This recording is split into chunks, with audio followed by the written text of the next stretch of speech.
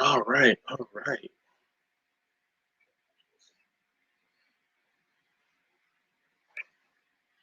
And you really went down. You playing Fortnite no more, just playing League.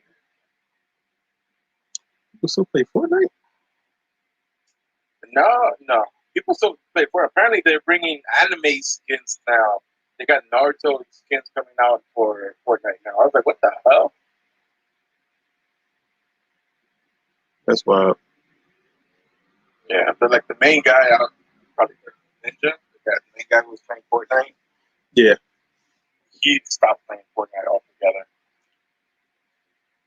I'm like, what did you expect? He got mad at the game because like these little kids like are just like tryhards and this and that. Like, yeah, but that's your fault. You taught them. You taught all these kids how to build and how to fight in in the game, and then you get mad when they do the exact same bullshit to you. That's just how it happens. You lost a lot of sponsors. I know that much. Yeah, he started getting a few here and there. Yeah,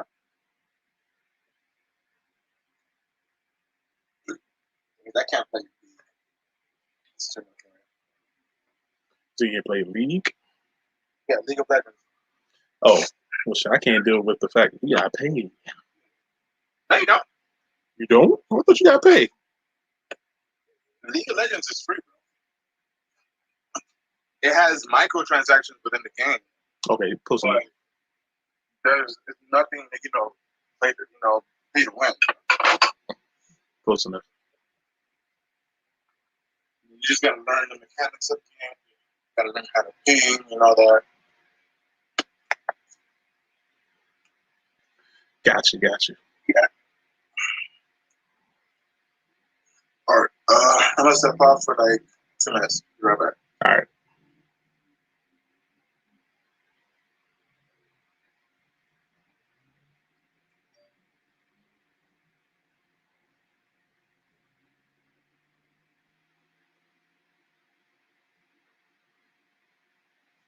Doing something a little different here.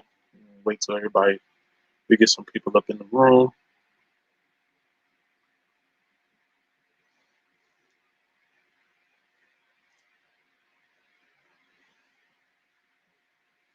I gotta get some stuff off my chest, man.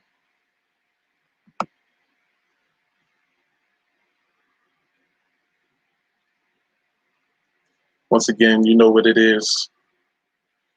We are live.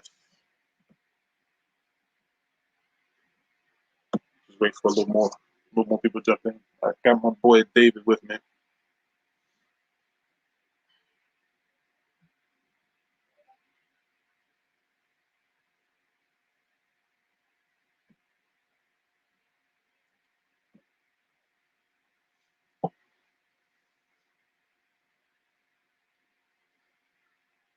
I know I'm going in at a kind of weird time.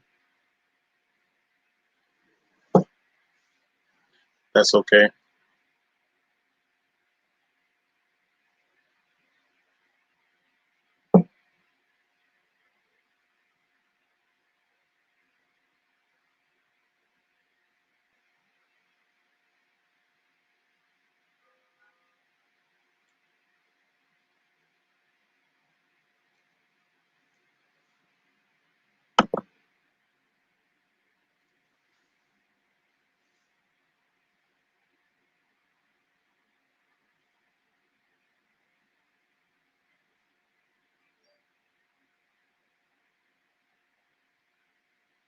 Yay.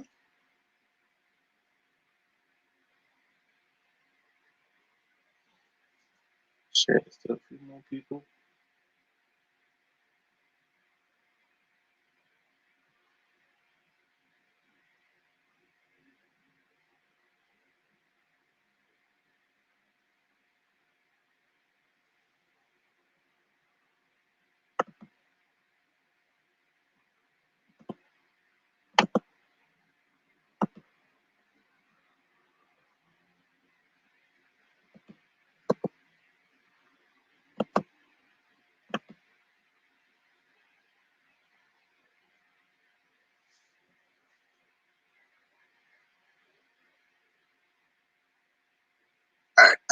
All right. You got people? Nobody's here. I had 3 people who said they wanted to jump in. Told them what time and everything. Maybe they didn't realize they had to download the game. A couple of them already got it.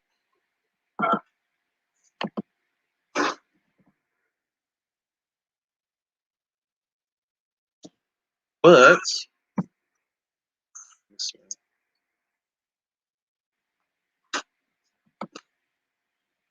I didn't realize.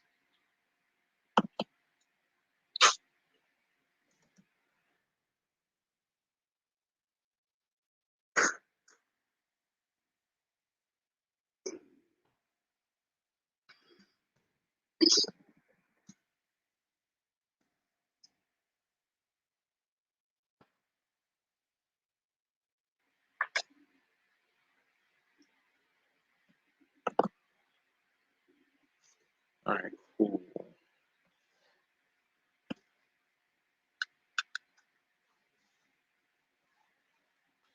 It's crazy. You get 5 people to jump, say they're trying to join in, and then next thing you know, They disappear.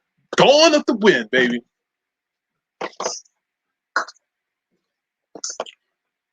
Maybe they said they heard the sound of their voice.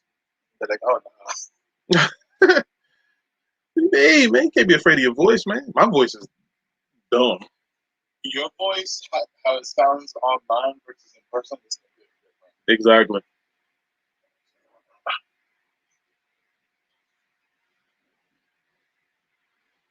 So visually, it's just me. I got some people on the microphone.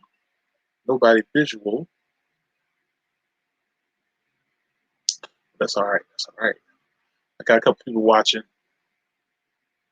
Welcome. If you guys have questions or anything that you want to discuss, let me know. Put it in the comments. We're going to have at it all around.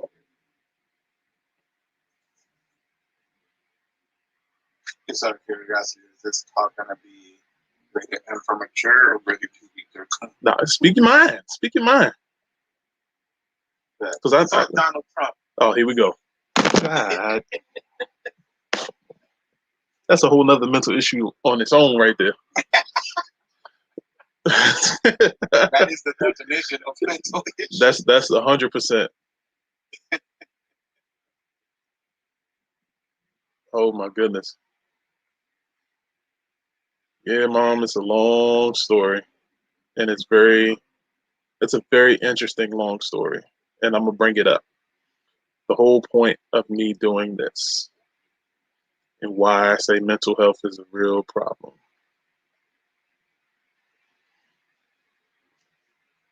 And why mental health was a problem before. Yeah. Mental health problems existed.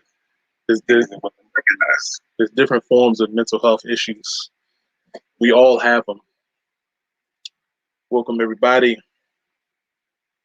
Intro again. We're going to do this thing straight up. Once again, if you guys are on Facebook, if you guys are on Twitter, I already put the links out. If you want to join in with the audio through Clubhouse, cool.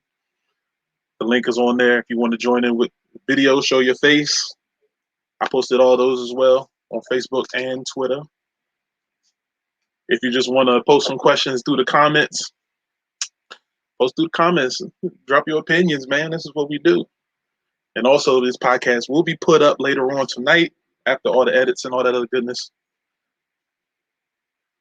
We're not going to go too long with it, but I have a feeling if we get some good conversation, who knows when it's going to end? Because two of the people that I wanted to join in. So what? If that's the case, let me connect my charger. Oh my God! Somebody he joined in the audio chat at 15%.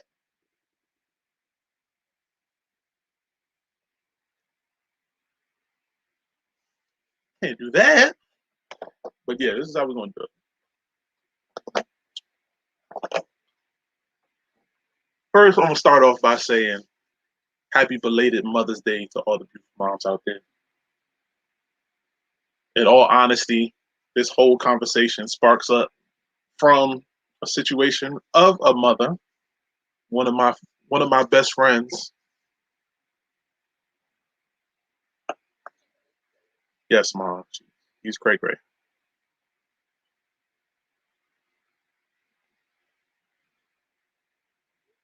Mom is tying in via text. I already told her part of the situation. I ain't tell her the whole thing. But to everybody that's on Facebook, YouTube, Twitch, I'm going to post.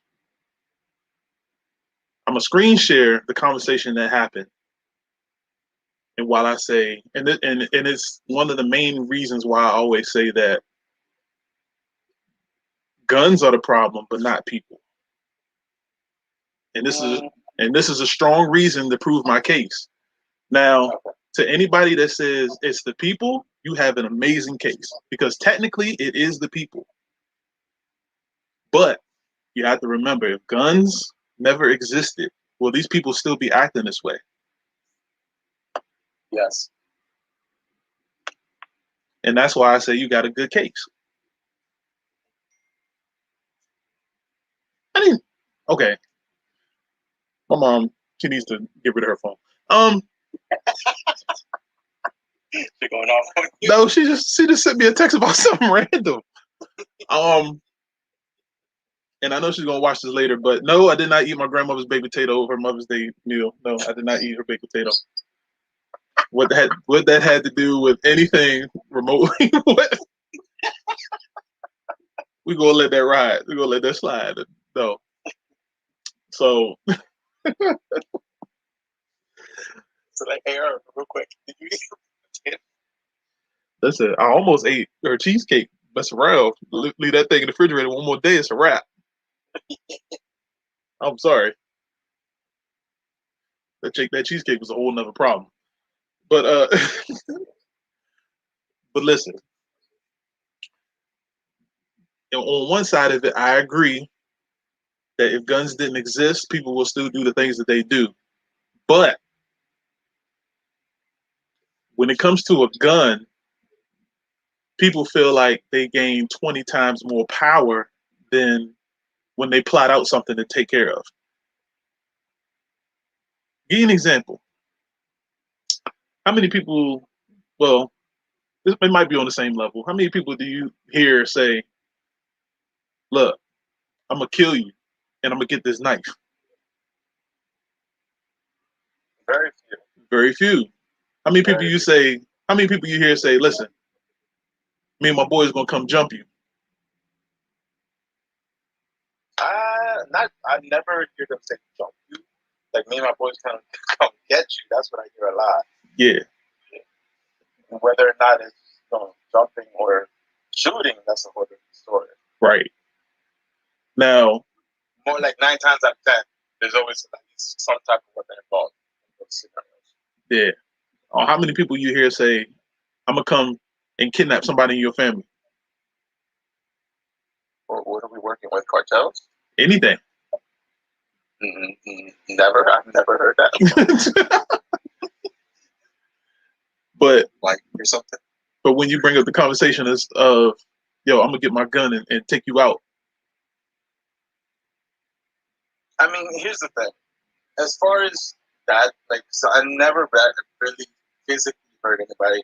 Yo, I'm gonna come grab a gun and take you out. No, because that's like the first thing that comes to your head when somebody says, yo, I'm gonna come after and you better watch out. That's like the first thing that comes to your head because gun violence in general, especially in this country, is such a common thing that's the first thing that pops in our head.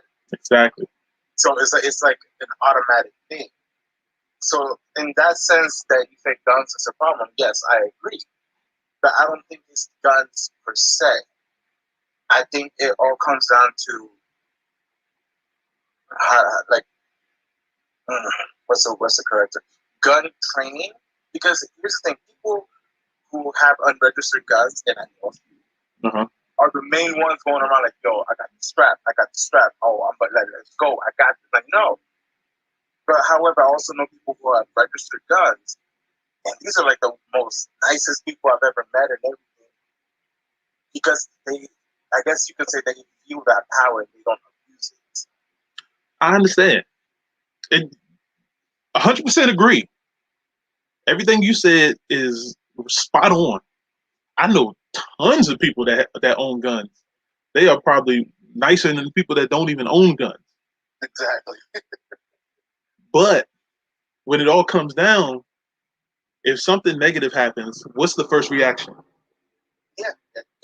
Done. Now, to a lot of people that don't own guns, not even the illegal ones, when something goes down, what's the first reaction? It ain't find somebody with a gun. They either run or call the police. There it is. But So here's the thing. I feel like in general, it's just a thing over time because even during the time, when my grandfather was alive, like let's say in El Salvador, for example, people didn't really have guns. okay, They did have machetes. right, So I think it's just like a generational thing that, how weapons in general started evolving throughout the years. Back in the day, it was probably a sword, a knife, bow and arrow. Technology itself has, gotten better throughout the years. I don't want to say better, but, has become more advanced. So during this generation that we're living, guns is the main thing. It's like the strongest weapon you can have in your arsenal. right. But back in the day, it was like a bow and arrow. It was a sword. It was a machete. And people used to fear that. So it all comes down to how you're trained with it. Because weapons are never going to go away.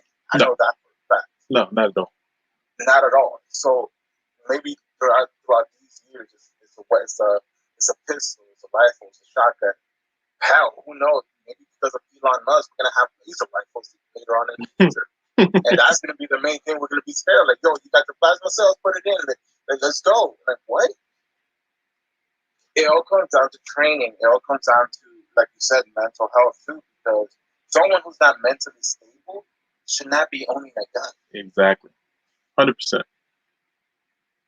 Now, however, if you're owning a gun because you're into, gun shooting ranges or stuff like that, make sure that you're using it for that purpose. Mm-hmm. If you live in an area, because unfortunately, some of us still live in the hood, some of us still live in areas that are impoverished, and because of that, crime comes along with that. And if you own a gun, register a gun for that, make sure that you know your laws and how you're supposed to be using your gun. Because if you're just going around shooting at someone because they got near your house, no, you can't be doing that either. True, 100%. And I can bring up a few personal situations that happened very recently, where like I had a close friend that I grew up with, and I know his father passed maybe like 6, 7 years ago. But ever since his father passed, we got back close. And we started talking and everything, and it was a situation that it was just a minor disagreement with somebody else that had nothing to do with even remotely starting a fight. But yet and still, the person just had to go get the gun and shoot him, his neighbor who was in his 60s, and somebody else. And that's a perfect example of someone who's not mentally stable. They don't have any type of training, whether it becomes conflict resolution. Instead of actually talking about it or arguing about it, his first reaction is, nah, I'm right. I'm going to go kill you. Yes. No. Yeah. And that's what it comes down to. It's the mental stability, the mental health of that person. Yeah, it's insane. But 100%, like that's I hate to say it, that's how people think, man. I think people think that way because of the conditions they've been brought up on. Yes. Like mind you, let's say my first 5 years living, I lived in Virginia. No bandits, no nothing. It was a white ass neighborhood. The neighbors were like, "Hello, good morning." No, all right, at 5 years old, we moved to Maryland, and I was living in Mount Maine. Completely different place. Mm-hmm. I had to learn to hear shotguns at night, helicopters, police. It became a norm, and I had to learn how to fight as a kid because the little kids were trying to jump me for my lunch money or whatnot. And it all comes down to the condition that you're brought up in. I feel it's the condition that you're brought up in as far as your environment and as well as your household. Like 100%. those are the two factors I feel. If your household is not well, you're not being brought up well, it's gonna influence how you are as an adult. Thinking as far as your environment. 100%. Yeah. I mean, spot on. Like everything that you see basically molds you into the person that you are. Yeah. I mean, that's 100% spot on. Like, Well, not just. I mean, everyone has the ability to think. I mean, I know that for a fact. The way I used to think back when I was 19 is not the same as the way I think now. right. But again, it's all about your environment. If I was still living in the area where I used to live, I was still living, hanging out with the same people I used to hang out with, obviously I would have never changed. I would have never grown up mentally. But you have to be, willing to change that about yourself. You have to be willing, like, listen, is this the best for me? Is this the type of people I want to hang out with? And unfortunately, because of your mentality, it blocks you, like you're in denial of that. But as a person, especially as a male, I feel like as a male, you need to think about that. Yeah. Because males are the main ones who are considered aggressors, main ones going to prison because of domestic violence as well. And it's mainly your race and my race. Yep. Oh, most definitely. We make up the half of the majority in prison. yeah. And we're the minority in the whole country. Exactly. Well, you guys are on the come up. You guys are on the come up. We're doing dumb stuff. No, we're still down there, bro. Believe it or not. The thing is, you don't hear about it as much because, and unfortunately, it's because about the culture. Most Hispanics in general are brought up that what happens in the household stays in the household. Mm-hmm. You don't talk about it nowhere. So if you have an abusive father hitting the mother, hitting the children, they put up this facade whether they're going to church or going to other family events that they're a happy family, when in reality it's not like that. And I feel like religion also plays a lot into that role because most Hispanics are Christian Catholic. So if their mentality is, if you go to church and you ask for forgiveness, you're fine. You continue to do the same thing over and over again with your family. And I feel like that's a big problem within the Hispanic community, whether it be religion, not religion per se, but the religion stigma, yeah. I guess you can say, and the culture itself that you brought up, and because of your grandparents or your great grandparents. Like I know for a fact in my family, I used to and I'm saying this out loud because none of my family members.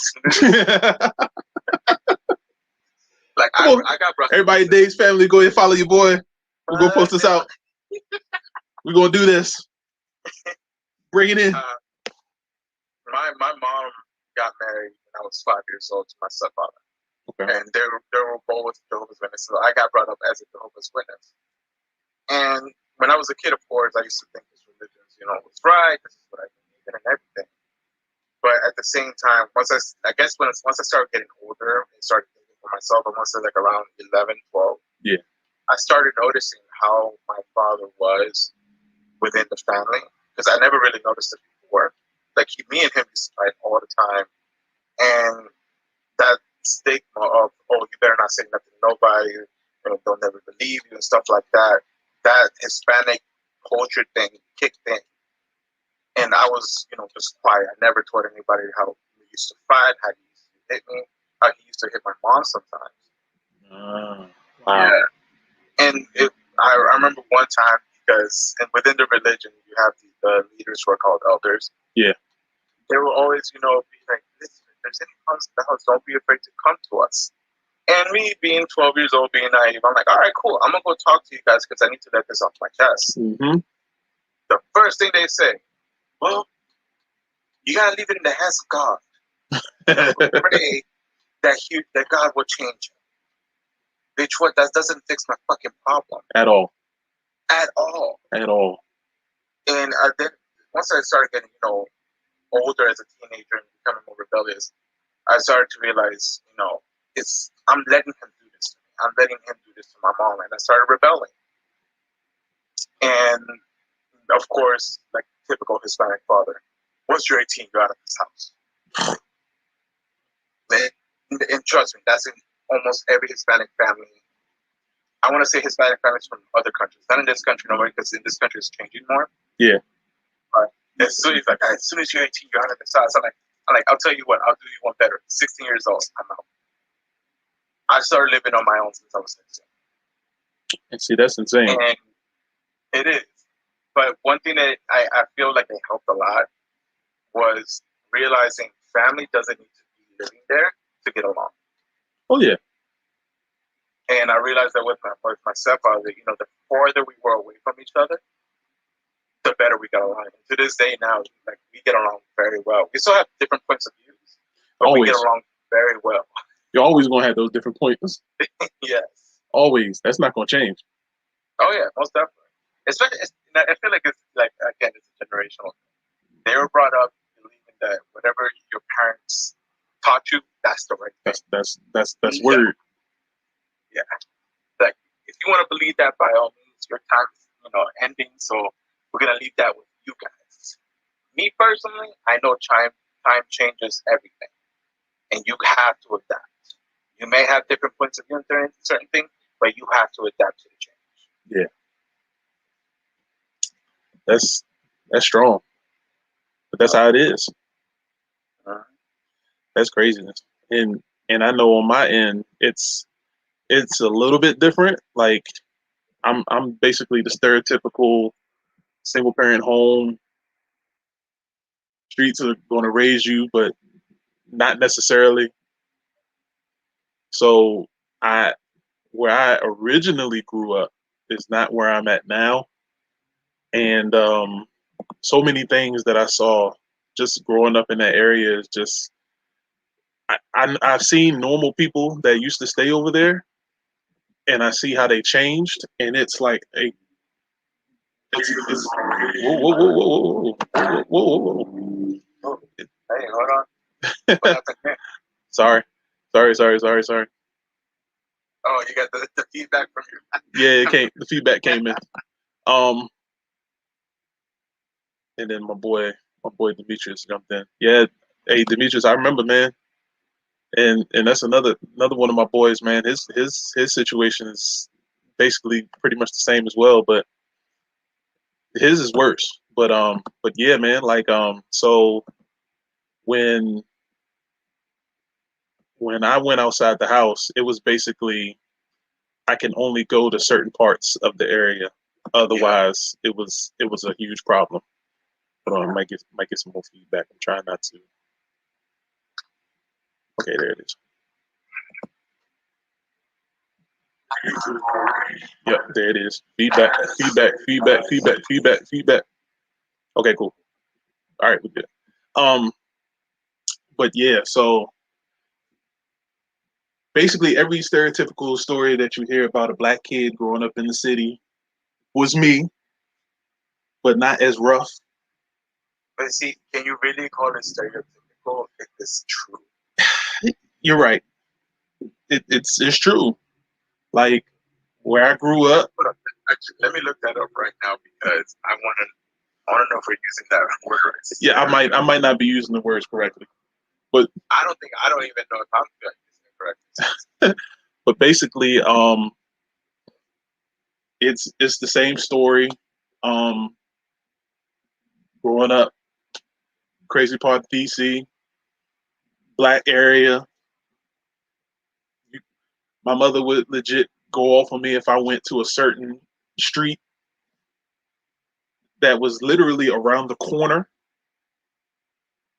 Like I couldn't take 2 steps around the corner, otherwise I was in serious trouble. It was that serious. Anytime the street lights came on, murders happened.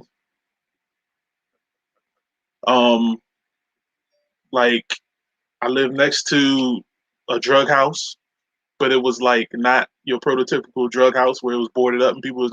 No, it was like just a regular house that people were really growing up in, living in. and they was selling stuff out the basement. So it's a trap house. It was a trap house. Uh-huh. But it's crazy. Like, I give you an example. This is how bad it was. There was a Pizza Hut that was legit 3 blocks from my house.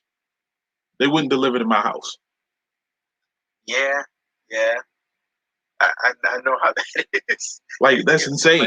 You know what I mean? Yeah. They would be like, yo, can you come pick it up? We ain't going over there. Yeah, like, it's craziness. And Demetrius, you say you be 33 when your dad comes home. Like, that's rough. That shouldn't happen. Like, I just spoke with my cousin the other day. He has multiple kids. I won't say how many or bring all of his business in, but they'll be borderline grown by the time he gets out. You know what I mean? Like, everything that you can have that people talk about, I've gone through it. Like, I've had the gay uncle. I've had alcoholic friends. I have people who've been murdered. I have like, I had a situation, one of my best friends who went to one of my rival schools, and I don't know if the videotape is still out there. We were literally playing against them, and a fight broke out from the stands onto the court. And the only thing that I could tell him and his girl was just go home. Like, don't do nothing, just go home. Like, right now, don't even, like, just disappear. And finishing the basketball game and coming home, finding out they got shot. Like, as a 16-year-old, that's rough. It is. And the fight started over the fact that in your life too. Right. And the fight started over the fact that the guy just wanted to talk to, I want to call her my god sister, but she's a whole other situation with that when I was younger, that she's no longer my god sister. But yeah, whole situation, the guy was trying to talk to her. Mind you, she's 17, and I think he was 26 at the time. So you, first of all, you at a high school basketball game trying to talk to underage chicks, and you 26. Yeah. And it gets to a level that you feel like you all this and all that, because deep down, you know, you got a pistol in the car. So you end up following. Guns give you that fake feeling of power, I guess. Exactly. And it's like, and the crazy thing is, I can pull up the story right now.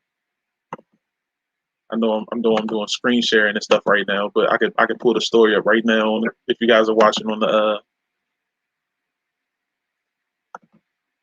it is right here.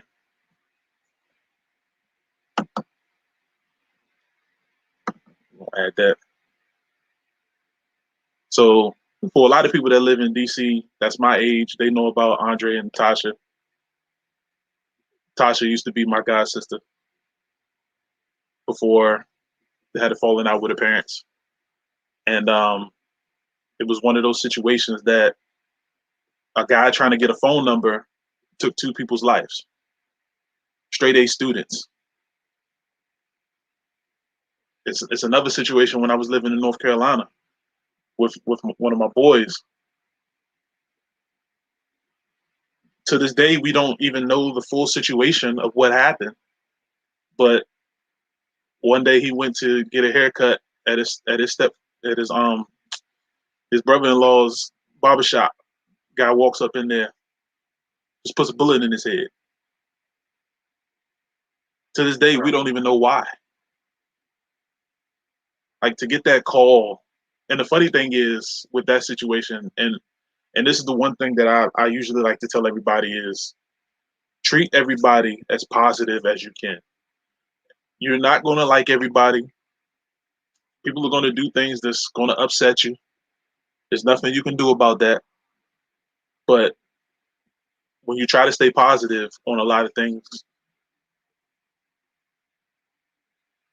if negative things happen to you, the only thing that you can say is, I can honestly say that it was a situation that was out of my control.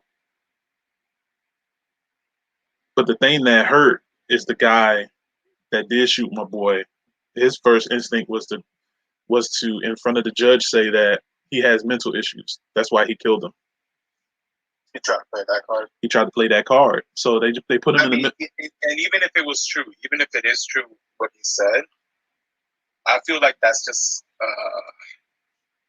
it's a scapegoat. Like yeah. At the moment that you were doing it, you were conscious and you knew what you were doing at that moment. Don't blame it on your mental health. Yes. Like mental health may be playing a part in it, but at the end of the day, whatever decisions we make at whatever moment, we are conscious of that. Yes. And it's crazy that, and as you guys are watching, I'm putting all of these articles up about these people that were close personal to me. You know, you hear stuff like that, and the situation, and it was a crazy situation that we had a small falling out about a situation, and you know, not even a big argument, big fight type situation, but it was like to the point where we were just like, you know what, we just need to cool off. And then the day before, he calls me up and just says, listen, the situation was some bullshit. It's not even that serious. You, my brother. Let's go hang out. And I was like, listen, I'm at work right now. Tomorrow I got you. Hit me up around 12 o'clock. He went to get a haircut around 10 in the morning. Never got to see him again.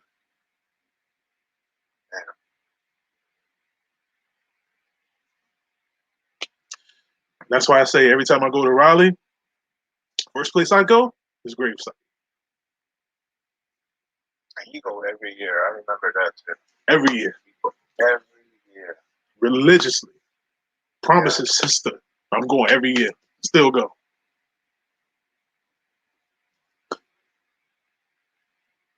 Yeah, Demetrius, you remember him, man. But this is the craziness that's going on, man. Like, and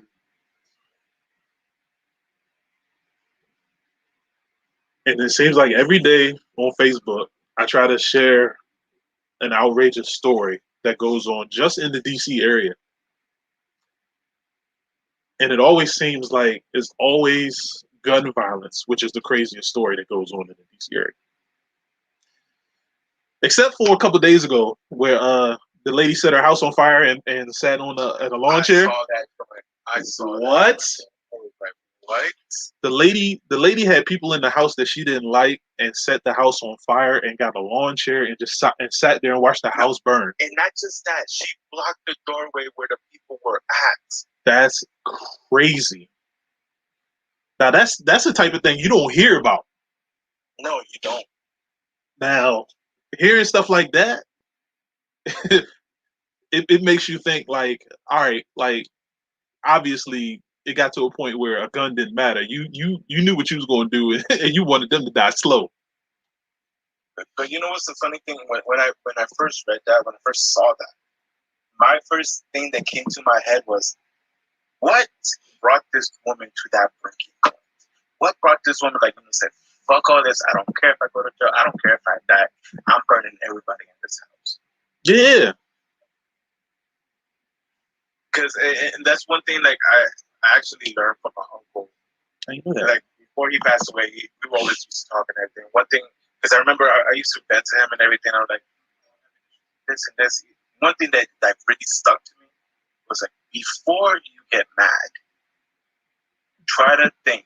Like let's say somebody did you wrong. Try to think and put yourself in their shoes. What brought them to become that person? What made them become that person? Yeah. So in my head, before, like whenever I see these situations, like especially with ladies getting mad at anything, like I wonder how mad was she and what brought her to that. Still doesn't make it right. Still doesn't make it right. Yo, that's what I'm saying. Yeah, Demetrius, listen, these people out here are crazy. Yeah. Like, honestly, I don't. Was it in DC? I don't think it was in DC. No, but it was around this area. Oh my God, yeah. So yeah, it was in this area, but that's crazy. Like to even remotely think like that. Yeah. Oh my goodness. But so getting to the reason I wanted to do this. There was a situation where a friend of mine that I became real close with when I first started at Target befriended her. Like, you know what I mean? Like, you like these type of things, I like these type of things, cool, you know what I'm saying? We became like real close friends. At the time I had a girlfriend, so nothing extra popped off. Um and then as soon as I broke up with my girlfriend, we talked about maybe having a chance to hook up, best friends become, good people together, that type of situation. But it didn't work out. So instead of ruining a friendship, we just ended anything that could possibly happen. And to this day, we're good friends. Like we can have a discussion, talk about things, and don't take it to another level. If she has to get things off her chest, I'm here for her, all the time for damn near the last 20 years. But I had a situation with one of her ex-boyfriends. And when people bring up the fact that people do their light skin thing, Really? this is pure definition of what light skinned people do. Like, first of all, I'm not supposed to be laughing. I'm sorry, but I laugh, bro. Like, cause it's dumb. It's idiocy. So here's my thing. We all grown. If ladies, if you date a man, fellas, if you date a female, and at any part in time you come across a guy or a female that they used to date and they're still cool and you get upset, this is your problem, not hers. it is. Oh my God, I highly. And don't get me wrong. Sometimes I still have to deal with this issue myself. Like I have to like stop and tell myself, like, "Yo, why am I overreacting?" Like, yes, completely true. Like at any point, I can run into one of my ex-girlfriends, ex-boyfriends, or current boyfriends on the street. DC is small. If I get upset about something that happened in the past, I got the problem. Yeah. And when I talk to people all the time, Dimitri said your homeboy died at the Dukes substation trying to get away from police. They say he got electrocuted. His brother played for the Bears. If you search Brown's brother dead, it'll come up. Okay, I'm gonna look for it. Because everybody got multiple stories about craziness that's going on. But this guy just out the blue. Okay, let me give you a little backstory. I gave you the beginning backstory. So for about 5 or 6 years, me and her have been friends. We hang out, we do stuff. Nothing extracurricular, nothing. Yeah, that's him right there. I'm putting his name out there. So if you on Facebook, if you on YouTube, if you on Twitch, his name is there. I ain't got nothing to hide. Y'all gonna read this entire conversation. Because all y'all know me. The one thing that I value is relationships. So if you with somebody, you are off limits to me. Yep. Period. I'm not going. Even if that relationship is not supposed to be a relationship, exactly. If there's a situation that y'all are on the outs, I'm not going to jump in and try to help out the situation. Nope, y'all going to handle it. Yeah, that's between y'all two. But this dude right here, listen, I'm gonna tell y'all straight up. I know where I messed up, but I don't care. I messed up because I told him the truth. So here's the deal. and Demetrius, he's out in Durham right now. So there's a few of my boys that's watching the stream right now that live in Durham that I had to stop going to meet this man because of the situation. Because it got to a point that he started bringing up my mother. Oh, no. And my boys who are known gang members love and respect my mother to death. To death. You can't say my mother got a hangnail, they getting pissed. That's how much they respect my mother. I had to get these dudes to calm down, chill out. I said, we grown. If he feels like he got all this energy on his chest, let him have all that energy on his chest. But if he wants to have a civil conversation about what grown men need to have, we can sit down and talk. But as you guys will see this conversation going on, you will understand that this dude, first of all, this dude is a 40-year-old man. Oh, no. Too old to be doing all that. Too old. So the situation is like this. For about 6 years, me and homegirl, we cool, we hang out, we do all this type stuff, you know what I'm saying? We got parties, we do sleepovers and stuff, but not in the same room type of thing. It's cool. So she told me about this dude that she met at work.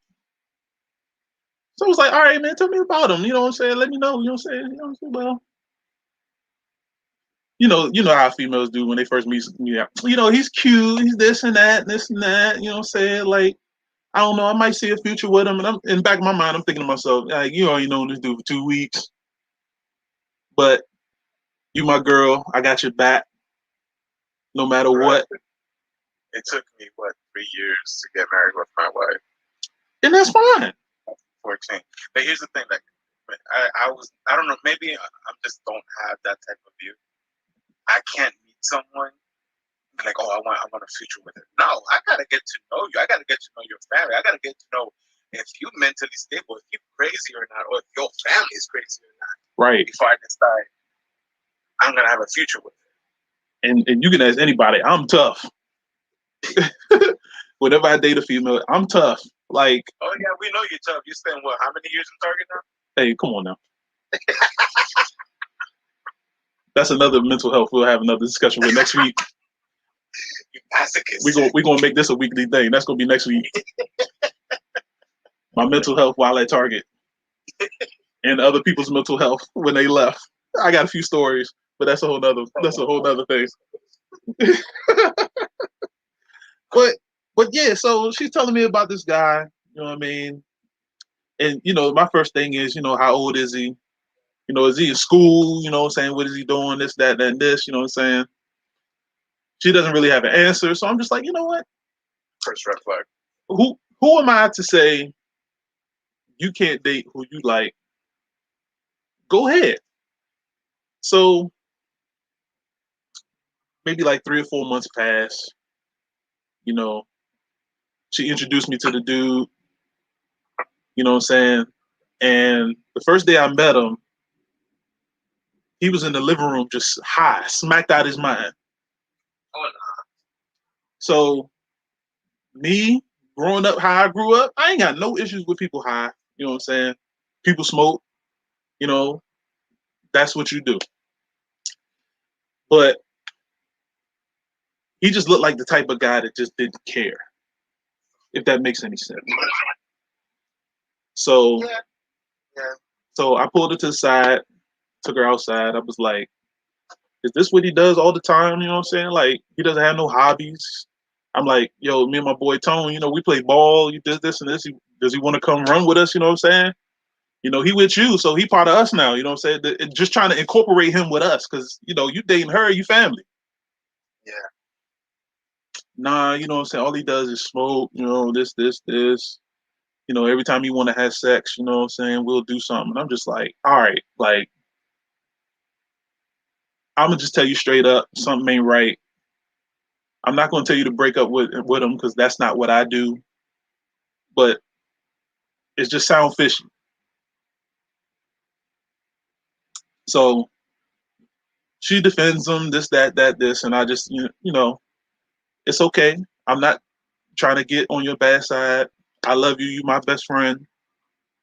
Holla at me when you get free. Woo woo. 2 months later, she's calling me talking about some, yo, he don't want me talking to you no more. I saw it coming.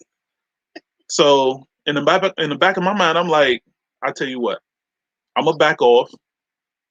Right now, I can see that he's on a level of insecurity that he feels that He on that high school shit. I'm trying to sneak with you. So you know what I'm saying? Like if it calms down and he gets okay, I'm right here. I'm not going nowhere. Mind you, I'm still living in North Carolina right now.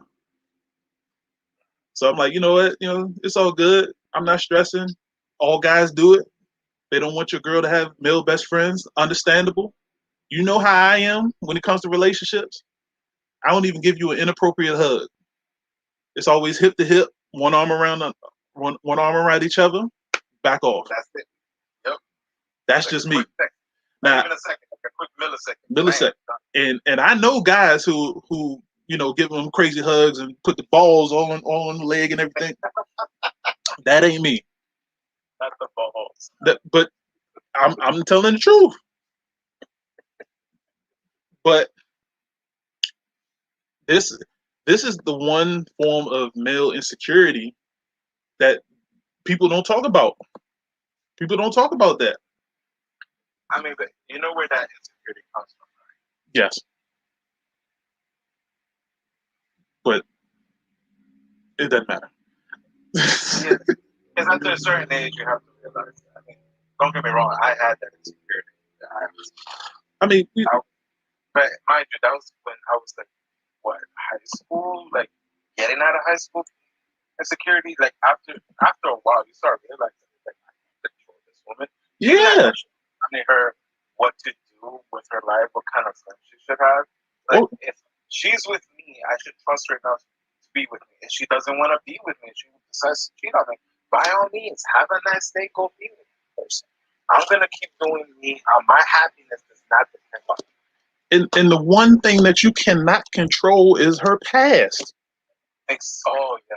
You have zero. In my case, it's my past. I was the whore. Okay, well, listen, your male insecurity is hilarious.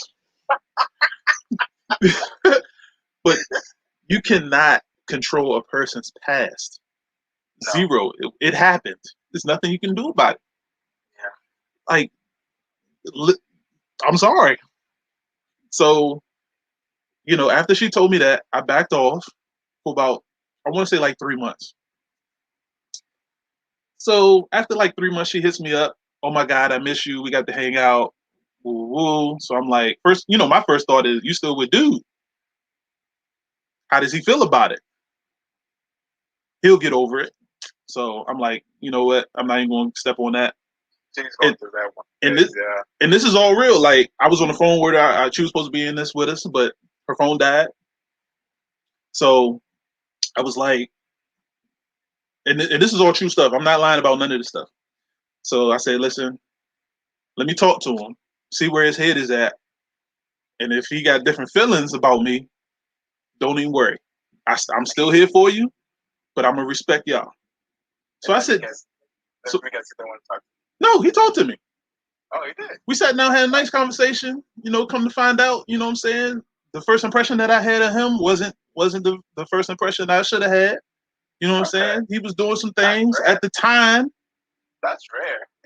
He was doing some things at the time. So, you know, I was just like, you know, cool. You know what I'm saying? Like, the dude's a cool dude. Like, I ain't got no issues with him. So, you know, next thing you know, she started hanging out with me more. Like, not crazy amount, but she started hanging back out with me. He came with us once or twice. But when he came with us, he'll sit in the corner somewhere. I'm trying to involve him because we a family. Yeah. All of us are not from that area. Like, she's from Florida. I'm from DC. One of my boys is from South Carolina. I had another boy that was from Georgia, and I had another one of my boys is from Virginia, and a couple girls. One girl's from Connecticut, and you know we all there from college. So you know we family. We met at Target. We met at school. We hanging out. We trying to include this man He's sitting in the corner just chilling out. So I'm just like, listen, we having fun. We got drinks. We bowling. Or we having fun. We having we playing pool. We're not gonna worry about this party pool. You know what I'm saying? Problem with him, he didn't want to leave his comfort zone. Exactly. So 2 months after that, she calls me again. Yeah, he's not with it. You know, he sees me having entirely too much fun with all you guys, and he don't like it. I was like, you do realize that we was trying to include him? He was like, yeah, but this. So I was like, all right, D, listen. Handle your business. Do you. We're going to be here. Don't worry about us. We're going to be here. Handle your business. If he ever lightens up, we still here. So fast forward a little bit. They end up breaking up. She calls me the day they broke up. Oh, my God. We need to hang out right now. Oh, no. I said, no problem. Let's go bowling. I'll call everybody up. We go out there. So we go out have bowling. She's drinking. She's going crazy. And I'm just looking at her like, all right, what's going on with you?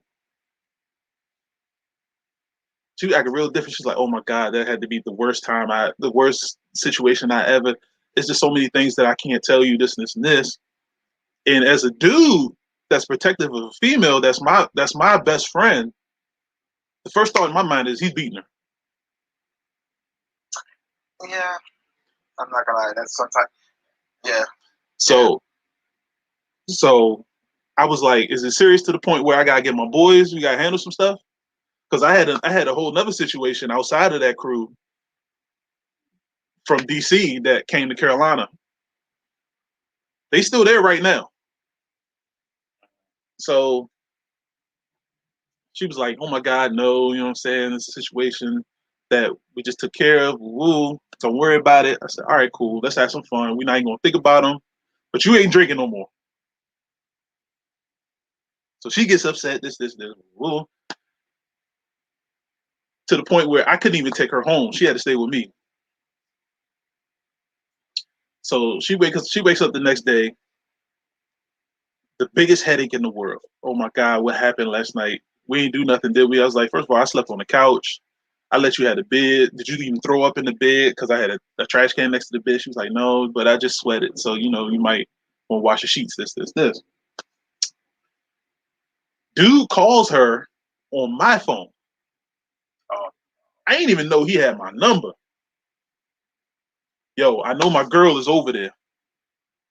I was like, I thought y'all broke up. Yeah, so, but she over there, ain't she? I said, yeah, she over here, man. But, you know, she was just venting last night. I had her in the other room. I slept in the other room. I just let her vent, chill out. Being honest, straightforward. I ain't got nothing to lie to him about. Oh, that don't matter to him. Fuck that. Open the door. Yeah. So I open the door. I say, all right, what's good? He sits down, act like he wasn't even mad over the phone. So this dude talking all this trash over the phone, gets into my house, does absolutely nothing. Big punk move. Yeah, cool. Big punk move. So craziness. I told her, listen, I know right now you're staying with him, but you ain't moving back in with him. So the way my apartment was set up, it was technically a 1-bedroom, but you can convert the other room into a bedroom. So it's kind of like a den. It was a den that you can convert. So yeah. I closed off the walls, got her a little bed. She stay in there. So she get herself back on her feet. Don't talk to him. This. Cool. Everything straight. She get another job. She's doing better. Cool. So I end up getting a different apartment, and she moved in with one of her friends. 2 months later, she started talking back with dude. So I'm like, all right, it's gonna be a situation where we can't talk no more. Cool. I said, make sure it's all settled. This. I don't talk to her for about 3 months. She calls me. Oh my God, you're not gonna believe this, but I'm pregnant. But I'm pregnant. Oh nah. So I'm like, it's my dude. She was like, yes, but we're gonna work it out. This. Yeah, okay. I said, cool. I said, the only thing I told her, I said, I hope the kid wasn't to fix something that was broken because it's gonna make it worse. Fast forward, I moved back to DC. She's still there in North Carolina. Has the baby. I'm still talking to her on and off. So I think the baby was 3, and I was like, you know what? I'm coming down to visit. I'm gonna be staying with my boy Tony. She was like, you know what? Just stay with us. I was like, are you sure? She's on speakerphone. Dude's like, yeah, man, it's cool. So I'm like, all right, cool, bet. So I go down, stay with him. Basically, every time he left the house, I left the house. I didn't want that. You know what I mean? The only time I didn't leave the house was she had to work and she had to take a nap. But he was already at work. So I was like, you know what? I'm good with kids. I watch the girl, you know what I'm saying? So we in the living room having a ball, you know what I'm saying? This. She wakes up, comes back in the room. Oh my God, I didn't mean to fall asleep. I didn't mean to leave me with my girl. I'm saying it's not a problem. I love kids. And to all my female friends that got kids, they know. If you need a babysitter, I got you. I babysit babies, dogs, all that. I had all that. All these pictures are on Facebook when I was babysitting, so you can't say it. Anyway, he comes back from work. She had like 3 couches, a love seat. She had 2 couches and a love seat. She's sitting on the love seat. I'm sitting far away on the couch. He comes in the house heated. Why y'all sitting so far apart? I'm like, what are you talking about? Nah, something ain't right. I'm like, Slim, what are you talking about? Like, we just didn't have a conversation. She was asking me about my girl. So I just brushed it off. So like a couple hours later when she went to work, I just told her, you know what? If I stay here with him, he's gonna try to start something. I'm gonna just go ahead and stay with my boy. Okay, well, I understand. So I leave. All of a sudden I start getting all these hate messages on Facebook, calling me a bitch, this and this and this. I know you were smashing my girl in my house. I told him straight up, I said, listen, man, I known this shorty 6 years before y'all even met. This is possibly one of my best friends. Anything, it's been times when I needed $1 just to get some fries from Wendy's and she was there for me. And there was some times that she got kicked out of the house and she needed a place to stay and she took my bed while I took the couch. Like it was that legit type of friendship. Ain't nothing sexual, ain't nothing crazy. Like if I had to take a shower, she wasn't even in the apartment. Now wait, now and you're gonna see it in the messages right now. Every time he gets overly hyped, the first thing I say is, I'm not gonna talk to you while your energy is this high. Lower your energy and let's talk like a man. And every time I say that, he gets pissed off even more. But I've learned growing up in DC, you can't solve anything when one person or 2 people are at 100. Yeah. So And sometimes it's like ourselves either. Like we be so high up that like yo like nah. Then you gotta like stop yourself and be like, okay, hold on. yeah. So I'm gonna just read a little bit off of what this dude sent me. Mind you, this is on Mother's Day. Yesterday? This was yesterday. Oh shit.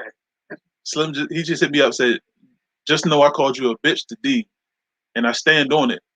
So she could say, I do shit behind people's backs.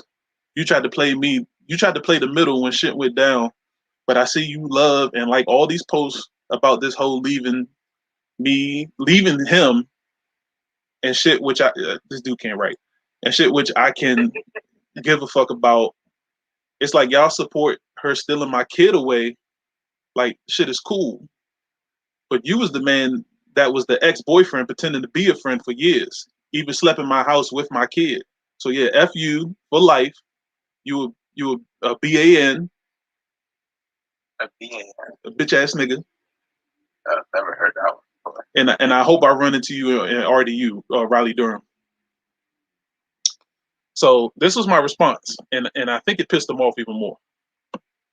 So I said, I appreciate you being real with me. Tried to play the middle, always told her to be straight up.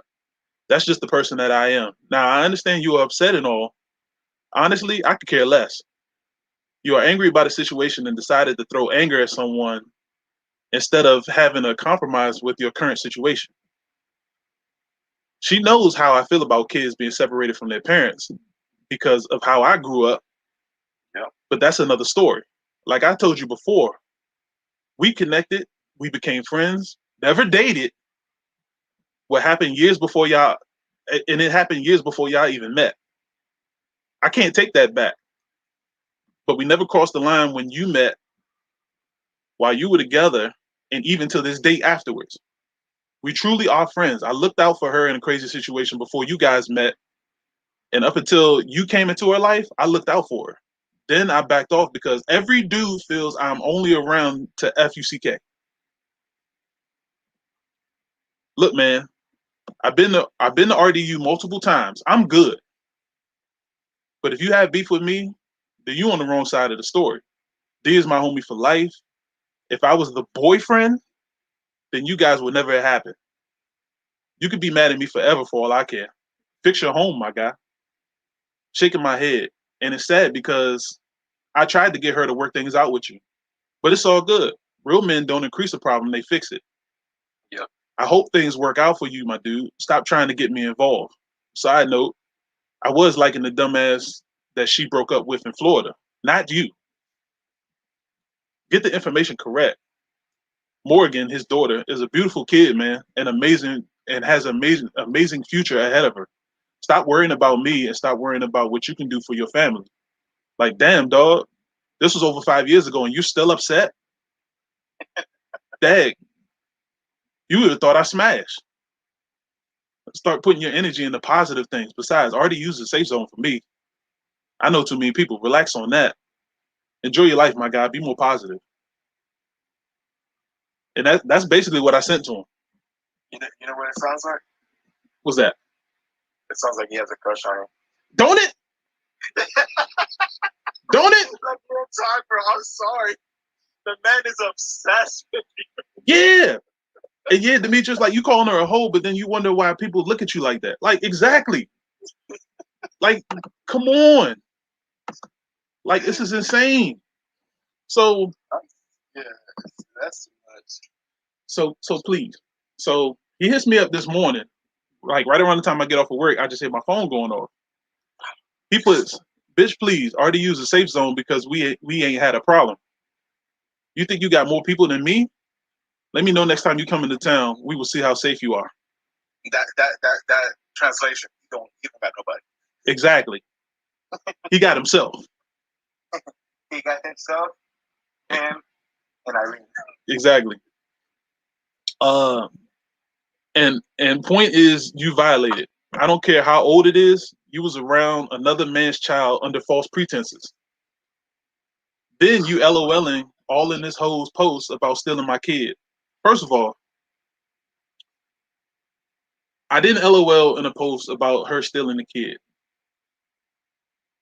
I put a like on a post because she got a better job opportunity back at home where she was originally from, and it just so happened that she mentioned the kid in that post.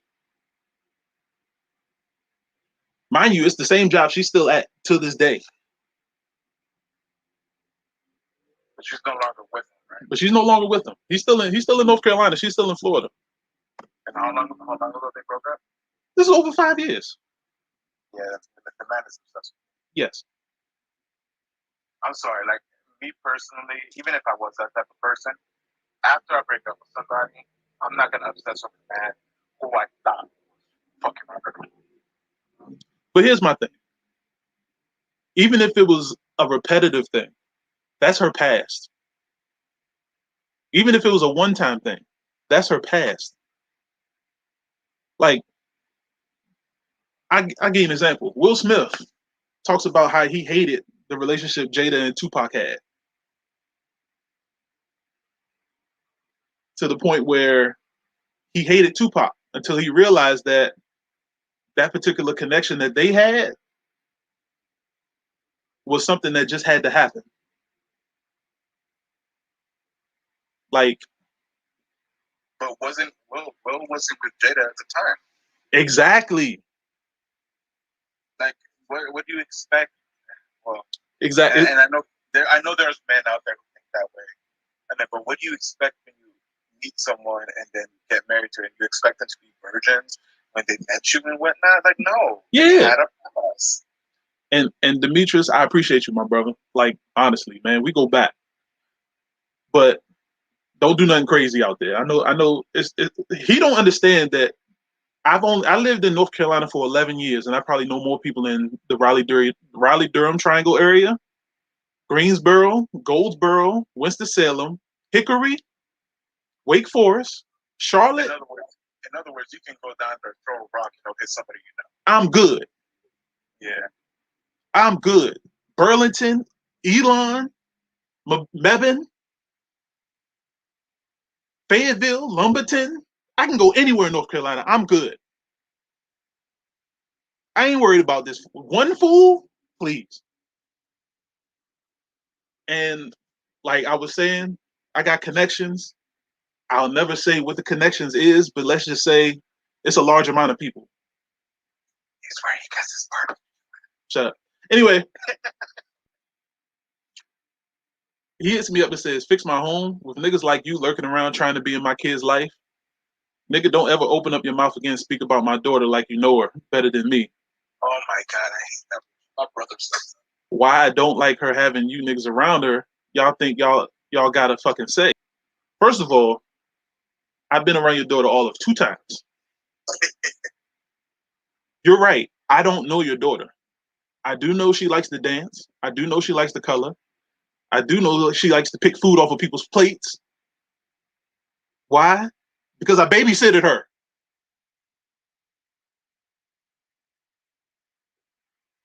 It might have been one time. Let me ask you this. What do you think, as a community, and I'm talking about as far as the Black and Hispanic community, what do you think will fix that issue? That insecurity. The one thing is, you just legit have to understand that people have a past. But what? Okay, but let's just say because of their upbringing, they will never understand that. What do you think will fix that issue? Honestly, the one thing that a lot of people don't talk about that could help is having a huge male role model in their life, positive male role model in their life. And I agree with that. Yeah. There's a lot of guys who will sit down and give their time to assist just to make things right for people who didn't have an opportunity to have a father in their life growing up, who joined a gang, who lived in the street, all these things. There are people out here that will assist you on those type of things. And like I tell everybody, I don't mind the life choices that you make. You just have to understand that some of the life choices that you make have to progress. Yeah. If the life choices that you make are at a standstill, there's nothing that you can tell me that will make me think that you're a positive influence on anybody, including yourself. And it's funny you mentioned that, like, especially with the whole male role model thing. And one thing I've actually noticed is within, I want to say the most, like within the North American, South American culture, one thing that I feel like we can imitate is how the Asian culture does. Like, especially in the cases with males, Mm-hmm. they usually seek out teachers or somebody who will teach them something and use them as a role model. And I feel like we don't have that within our culture. Right. Like I know for a fact within the Hispanic community, we don't have that. Right? We may have some few people, but they always end up being either pastors or something like that. And I feel like sometimes that just feeds into the toxicity of religion. Like religion is cool and all, but I feel like spirituality is far superior. Yes. Far superior. Yes. Religion should not play a part within a culture. And we always try to seek out, but they always end up being pastors. Like, no, we need somebody else, somebody who sees the world unbiased. Yes.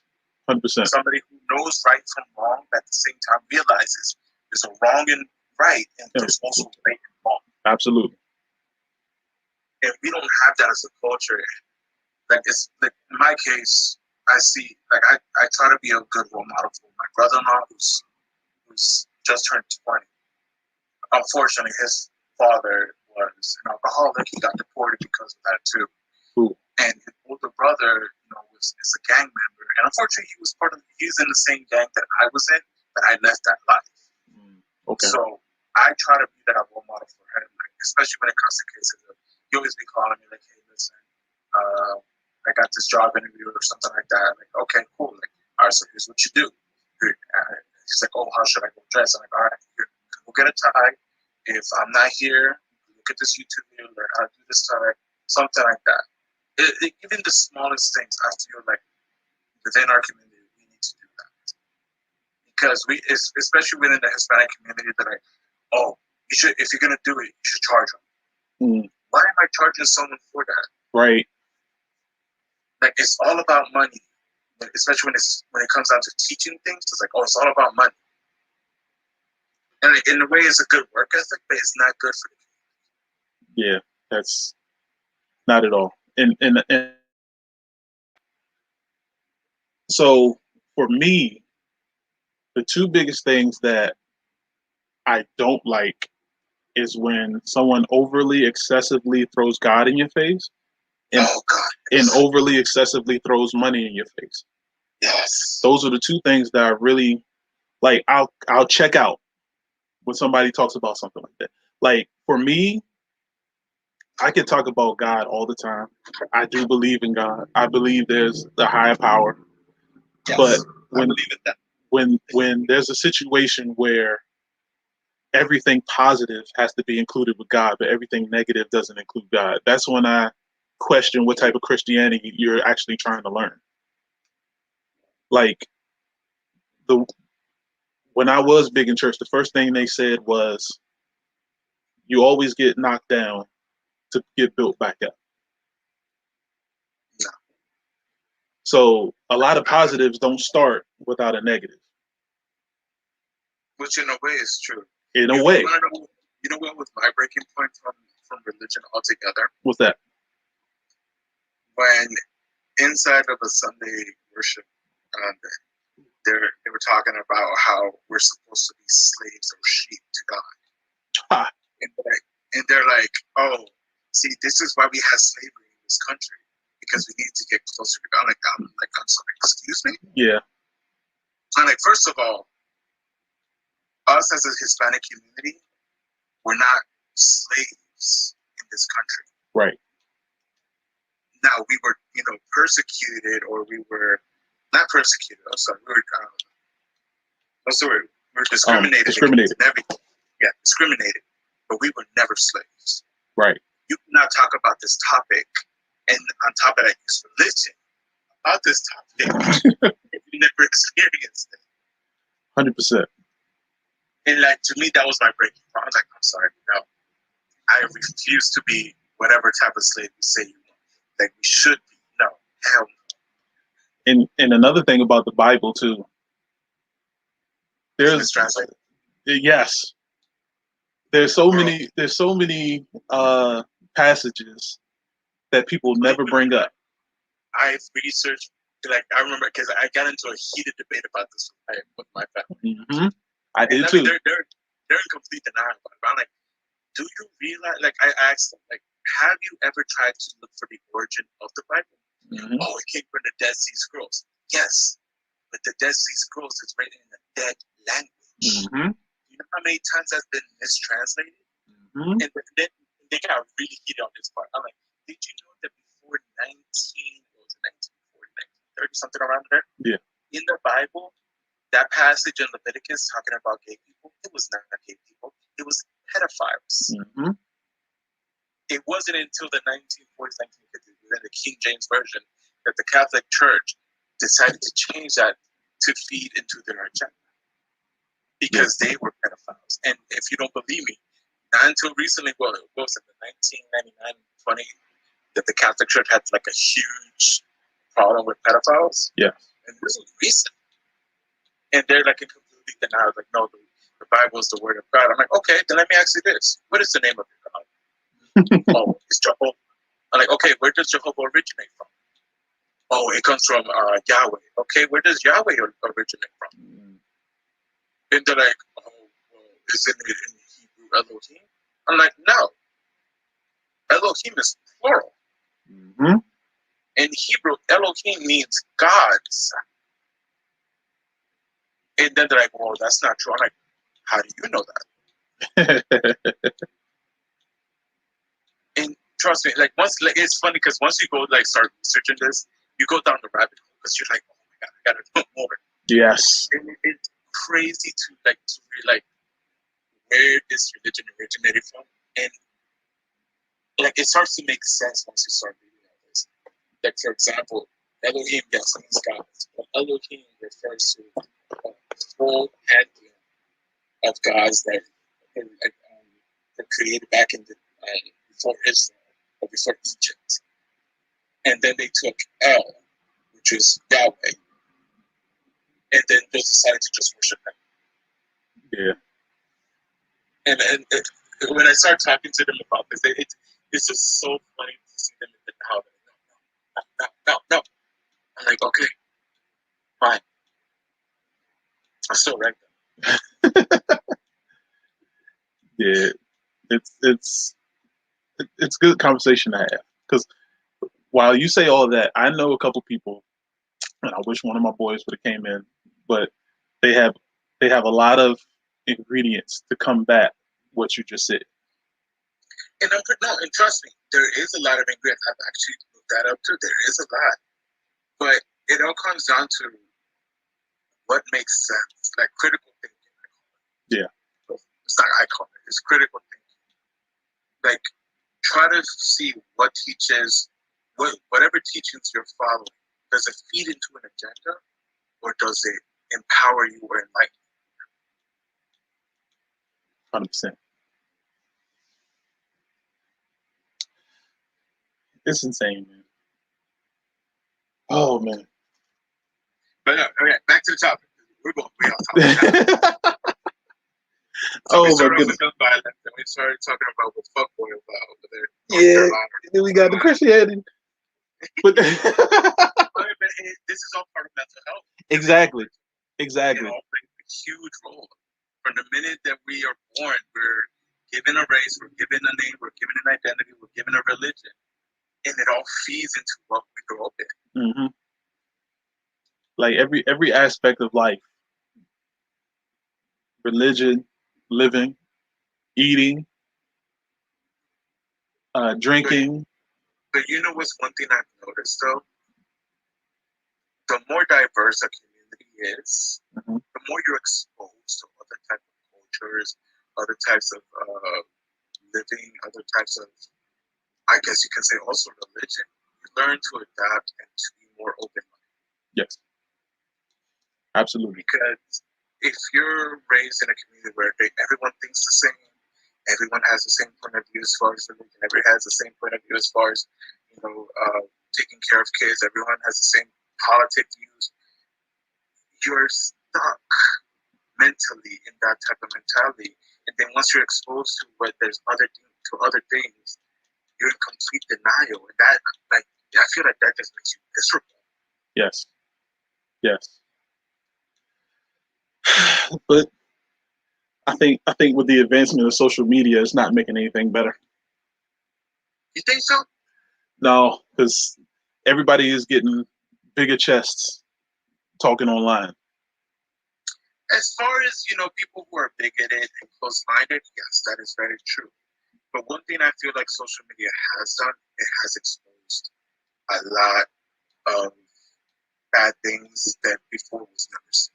Yes, that's very true. Very true. And I go back to religion because unfortunately that's like the one thing that I've learned affected my mental health.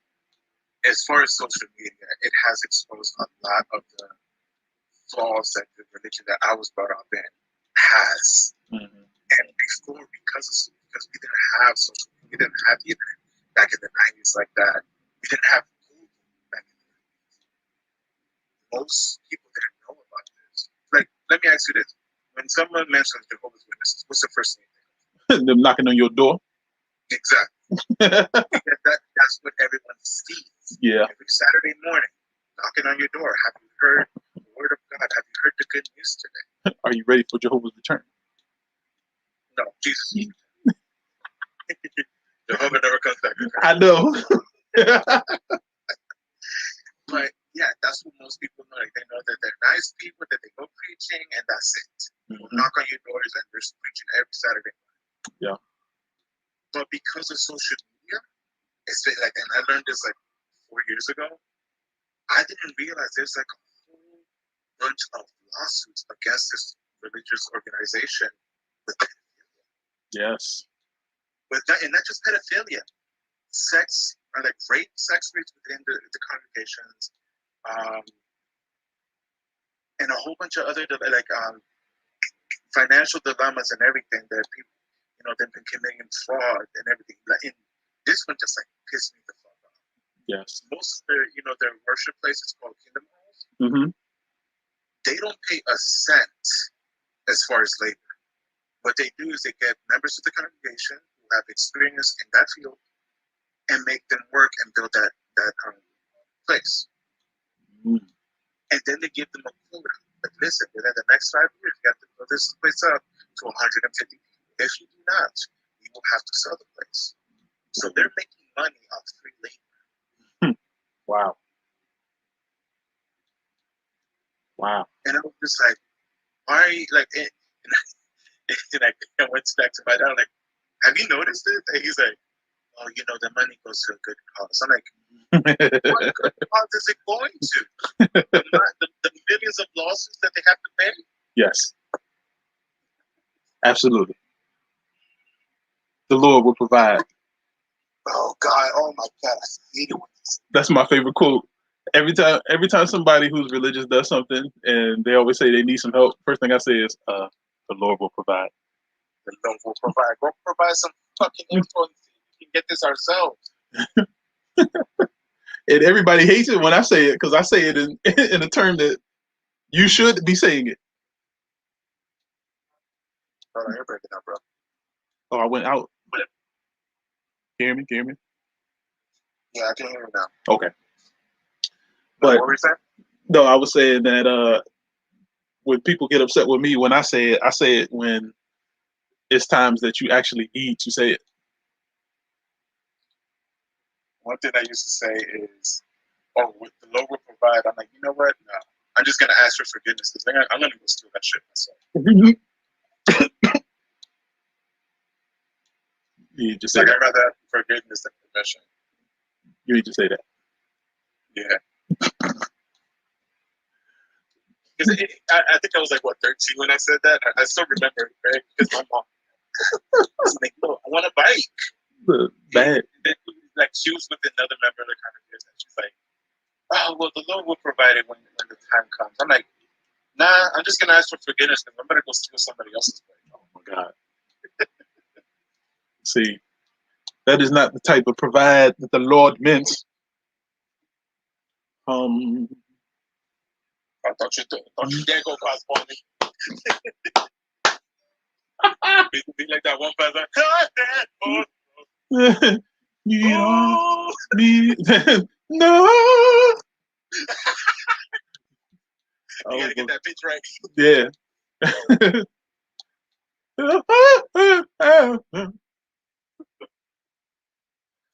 But that, oh my God. Whew. Fall right back into it. One thing I do enjoy about black churches in general is the energy. Oh yeah. Oh, the energy is just like That's that the main reason for going. Yeah. Let's see, that's how they get you. Yes. Yes. Like I went because it was my goddaughter's baptism.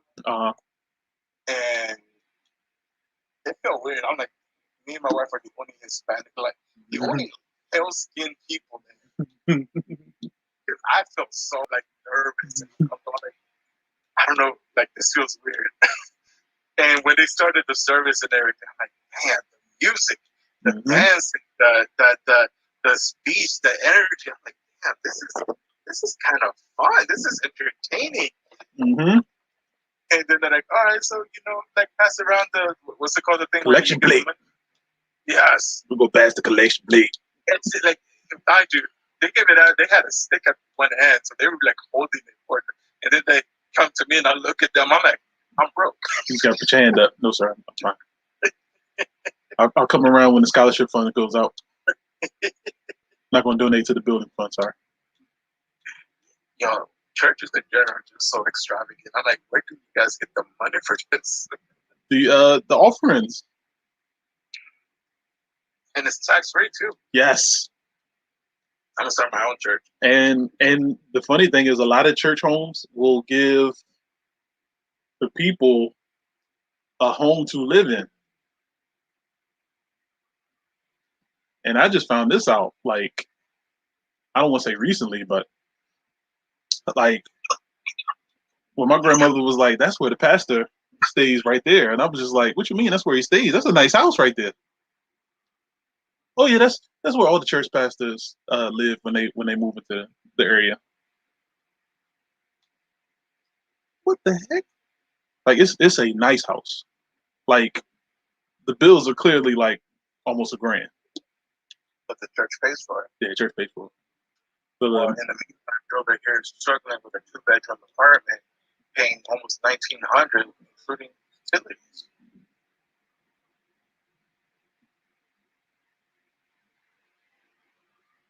hey, praise your boy. And then the collection plate, but money is the root of all evil, they say. But yet you need to give money to the church. Listen, we ain't gonna talk about church, man. I'm not trying to get banned out here. I mean, but it's a we having a solid conversation here. Yeah. But yeah. Hey, Frazier. I got a nut job that's hounding me out in Durham right now, son. I got 2 cats that was in the party talking about they was gonna handle business for me since I ain't in North Carolina. I'm trying to get them to freeze on that. They got a red light right now. He ain't get the green light yet. Yeah, nah, I'm not gonna throw a green light that way, man. I'm trying to freeze them, man. But that's just how people think it right now. You laughing? but dog, like, all right. So it's another dude joined in the chat. He knows me very well. How often do I, shall I say, jump into people's relationships? Like it's like whenever somebody dates somebody, when will you ever see me jump into a situation like, yo, I don't care if you with him, you with me, or yo, I don't know what I'm saying. Come on my way. I'll never. Like that's. But I got a dude right here. I got the chat up right here, going off, talking about how I'm trying to be in his daughter's life. I'm happy that Shorty moved away and stole his daughter from him. Mind you, he sees his daughter 4 months out the year, even though she lives in Florida and he lives in North Carolina. Every summer, she's with him. Every holiday, she's with him. When school's not in, she's with him. She ain't with me. How am I trying to steal your family? She in Florida too. Thank you. But the crazy thing is what this man put at the end of the chat. He said, "My mom's a hoe." What? What? Hold on. First of all,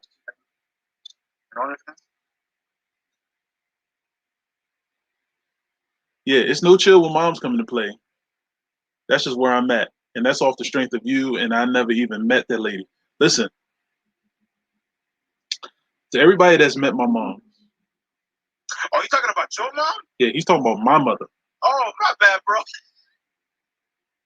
No. I thought some random person said my mom's a hoe. No, I was going off of what he sent me on the message. Oh shit. Sorry, lost in translation. Yeah, that's my bad, Dave. I didn't kind of put it on there right. But yeah, he claims that I do foul stuff behind people's backs. He's still talking about hit him up when I come to Durham, Raleigh, Durham area. Mind you, I just left. He's still talking about it. And he ain't say nothing. I was in Raleigh, I was in Durham, I was in Cary, I was in Wake Forest. If he wanted to see me, he could have saw me. And you know what the bad thing is? I seen this girl, so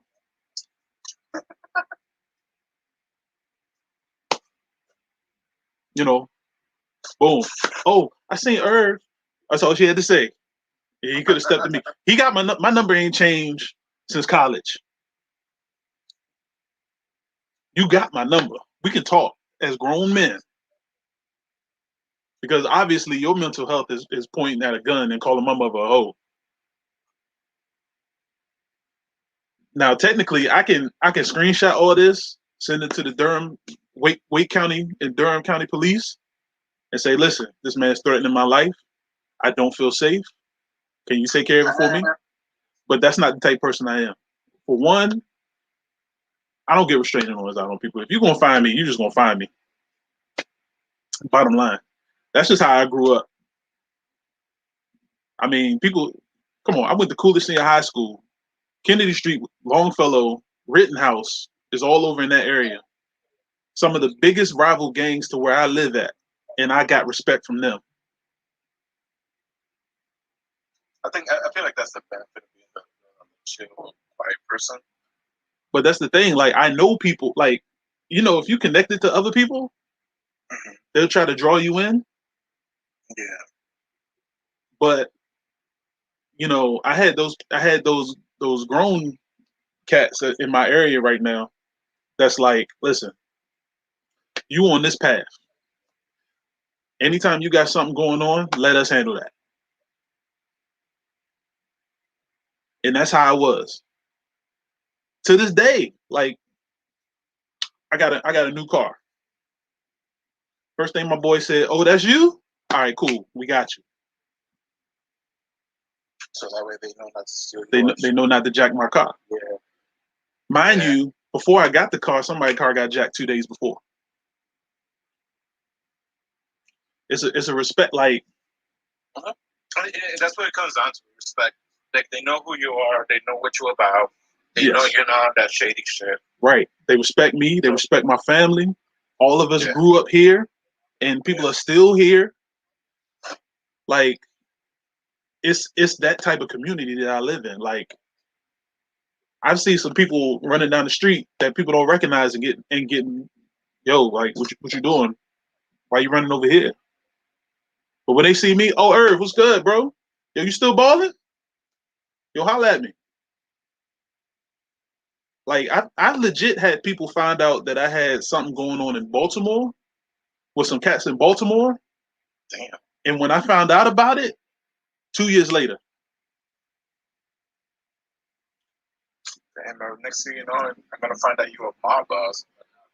That's what I'm trying to tell people. Like, if I really wanted to, with the people that I know, and not on some like I'm controlling these people type of thing. like a whole lot of negative could happen. See, but because of who you are, the way you were raised, and the respect you got, you're never gonna do it. I'm never going to do that. Yeah. Like when I first started talking about this on Facebook, immediately my phone went off with 3 different people on FaceTime. Yo, Irv, what's this about? I'm like, what you talking about? Yo, Slim, I seen your post, dog. Like, I never see you post like that. And you talk about this dude is in Durham. Yo, send me his name. We're going to handle that, like, in the next 30 minutes. And I'm just like, for what? The dude is just upset. He had a shorty that he thought was going to be the love of his life. He feels that I took her from her. And he's just going to act like that. The only thing I'm trying to do is calm him down so we can have a general conversation and smooth this out. If he don't want to do that, that's on him. But if it gets to the point where I got to have 3 people that's ready to have my back, that's not the situation I want to be a part of. Yeah. So, like right now, I got paperwork going in. I'm handling it like a grown man. If he still wants to communicate, he can do that. He just got to do a certain amount of feet away from me. He still got my number. We could talk. We could chat it out. I've never told him a lie ever. I have no need to. But for him to but for him to call my mother a hoe, I could really take that another level. But dude, we grown, man. Yeah, you're too mature for that. Come on, man. And I'm pretty sure your mother's way too mature for that. Like, you know what the first thing my mother said when I told him you said that? What the fuck is wrong with him?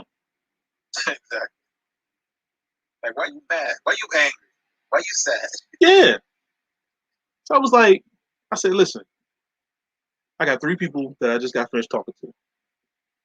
They were willing to, before we had this conversation, handle some business. And I told them that's not the type of energy that I'm trying to have. You know what his response was? Tell them pull up and get their heads taken off whenever.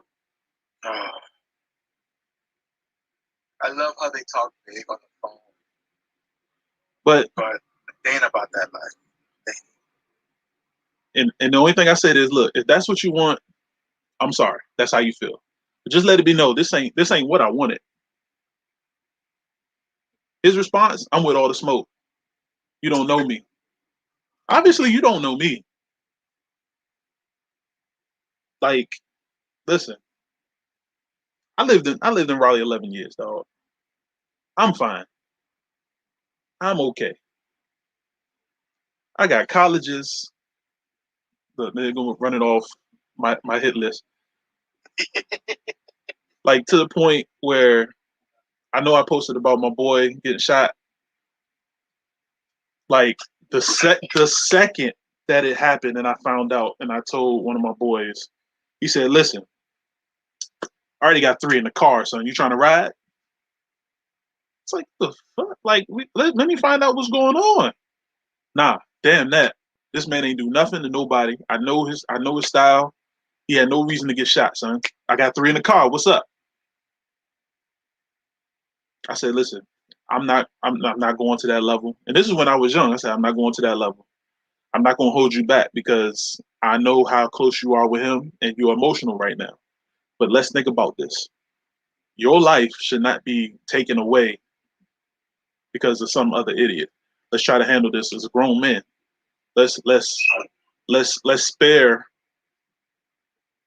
the let's not spare is not the word I'm looking for. Let's not add to the violence. Let's honor the man that our boy was. Let's not forget the type of boy he was. Let's not forget the type of man he was, the type of father he was, the type of brother he was. You know what I mean? Like let's do it that way. Now, the way that the court system happened, he kind of flipped off. Crazy situations happen. I'm not gonna say nothing over here because it's recorded. But statute of limitations is over. But all of a sudden, homie came up missing. Like to this day, I don't know what happened. I don't know where he is. Homie just came up missing. Like at one point, he was at the psych ward. Next thing you know, he wasn't at the psych ward. Like one of my boys tried to say he paid him off to leave the state. Another one of my boys said he knew somebody that worked at the psych ward and got him out, and he's in somebody's basement right now. And this is years ago. Like he's still in somebody's basement.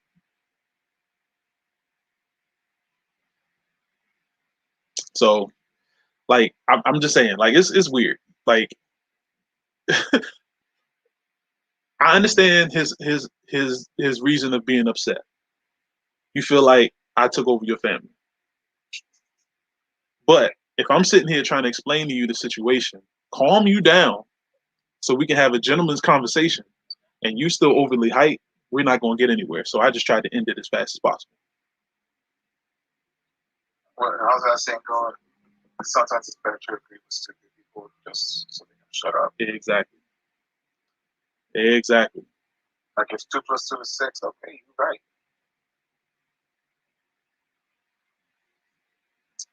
Like this is crazy. I'm going through it right now. You're inappropriate around my kid. Y'all lied for 5 years while parading around my kid. It's foul. One time too many. One time too many. And you only saw his kid what, twice in your whole life? Twice. And you spend not even a day with them? Exactly. So then this is where I caught him in a lie. He said that you and her, she told me that you used to be her ex-boyfriend. I said, screenshot it, show me. So I know y'all don't talk on the phone because y'all can't stand each other. Screenshot it and send it to me. You know what his response was? I was going to find it and screenshot it. But since you back and forth with the chick, ask her yourself. Mind you, I'm still talking to her. Full of shit. Like, Full of fucking shit. And then he said, show me the receipts. Yeah, you know what I'm saying? I'm showing you everything. And then the crazy thing is he hits me up with saying, and then she cut you off because you told the truth. What a great friend. I said, yeah, but we're still talking to this day. What are you talking about? Like when I told the truth, first of all, you're admitting that I'm telling the truth. What type of stupidity? Right there. Y'all see it at the top. She cut you off for telling the truth. What a friend. First of all, she never cut me off. She cut you off. She never cut me off. Matter of fact, she asked me to come down there and help her move back to Florida. And I wasn't going to do it. Well, I couldn't do it because I couldn't get off of work. But, like, come on, man. And then he throws out that you don't know how I live. You don't know nothing about me. Get back to me when you're in the city, like I said. I said, you're right. I don't. Frankly, don't care. But with all this high energy level, I do understand. So tell your boys link up if you prefer funerals. Don't do that. Like, and then he said, let me know next time you hear HEAR. Lord have mercy. He's an era. Hear, like listening. Not HERE, HEAR. So as a 40-year-old man, this is your vocabulary. A literate 40-year-old man. You're a 40-year-old man and you don't know the difference between here and here. HERE and HEAR. Like, okay, I understand if you don't understand the difference between there. A lot of people mess that up. There, yeah. Or lose and loose. Or your and your. Yes. But here, let me know next time you're here and I hope you understand. I said, man, I'm here now, Slim, with these fools ready to snap. Now, you should have been like, I'm hearing what you're hearing. Yeah, right. And then he was like, link up. I said, nah, because you're not ready to talk. And then he put, not at all. I'm trying to do something. No, he said, you're trying to do something to ruin more lives than your own. And then he put straight like that, in lives. Like, you do realize I can use this against you in any type of like if I wanted to help my friend out in a maternity case, I mean not a maternity case, in a custody case, I could use this. Yes. Like, he'll be unfit to. Like this is your this is your men. this is your mental to your ex-girlfriend, your ex-fiance, your baby's mom, to her best friend. Because in the court's mind, they can use this and say, you can act this way while I'm around her and the kid, which won't matter because I'm not. She's literally 12 hours away from me right now. Is she? Yeah, in Florida.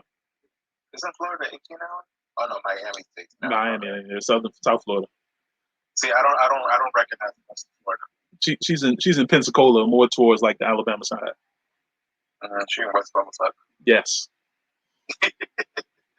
So I basically I'm trying to help you out, but you're not about that, so it's cool. I'm here, man. Like if you want to just talk, how you trying to help me? Like you was before?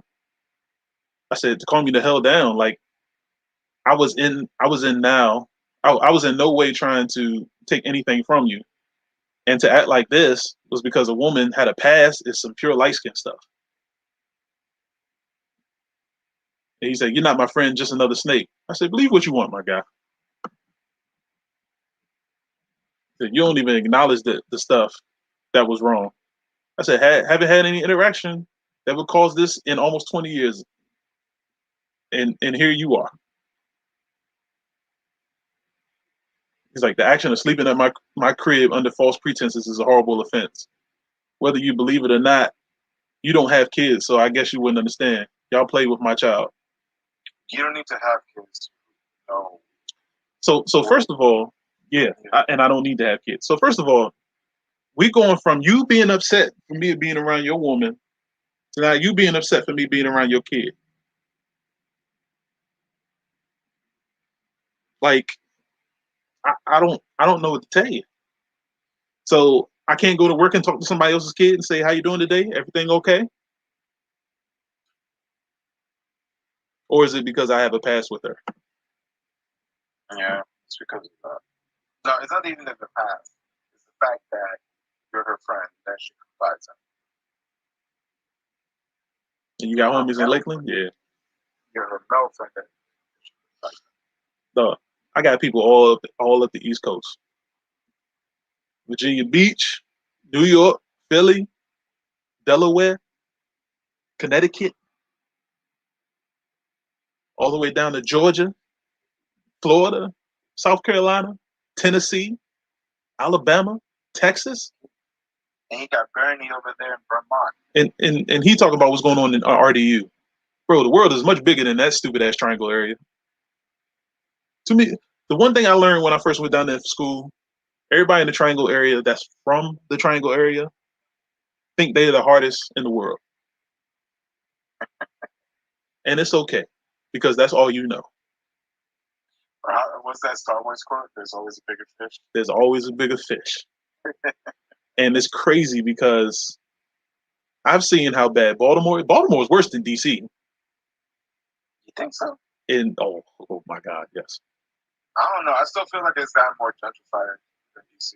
Okay, put it like this. You know where the Baltimore Ravens play? Yeah. Around the corner from the stadium is a problem. I was there. I was at the Memorial Hospital there. It still felt too late. Well, no, I'm talking about like if you're going towards the direction, like you're getting back on the Baltimore Washington Parkway. Yeah, that's what I'm talking. That's what the Memorial Hospital's looking. Yeah, but on the other side, oh man, it's crazy. They still got crazy boarded houses.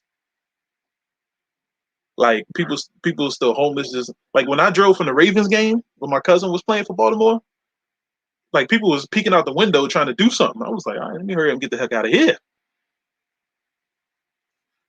Like they got that type of stuff here in DC, but Baltimore is a different level.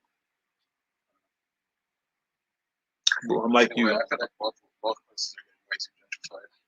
Yeah, it is. I remember once upon a time you couldn't walk around Cardozo High School. Now all I see is white people with their guitars. Yes.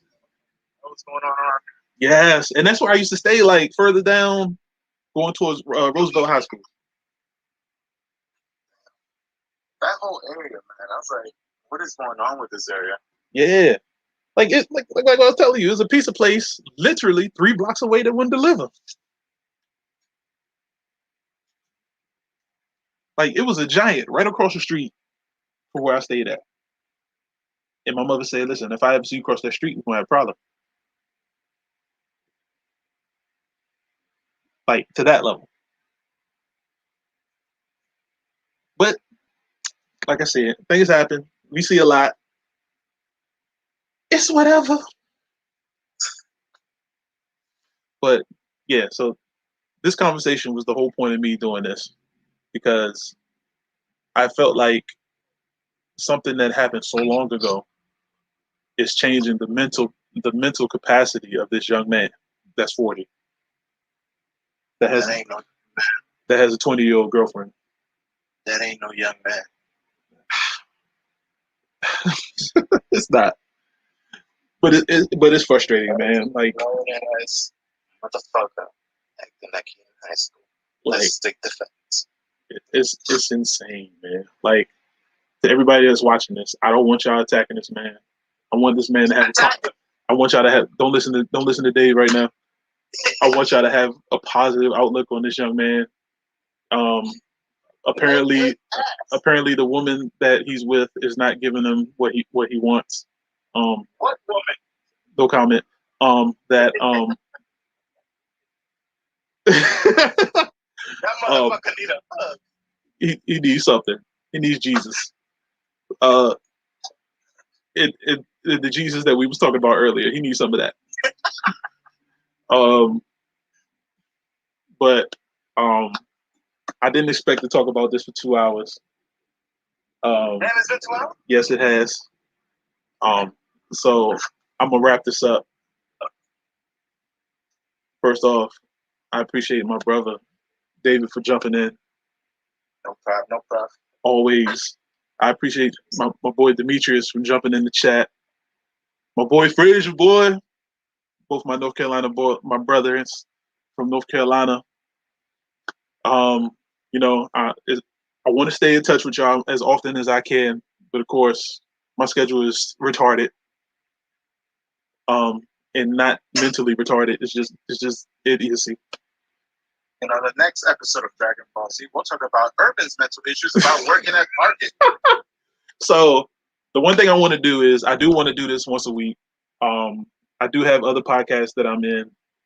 Tomorrow I'm doing Straight from the Hip, the sports podcast. Fridays I do my pop-up podcast. This week I'm probably going to talk about Invincible again because I didn't get a chance to talk about it last week because I have yet to see it. you gotta watch it.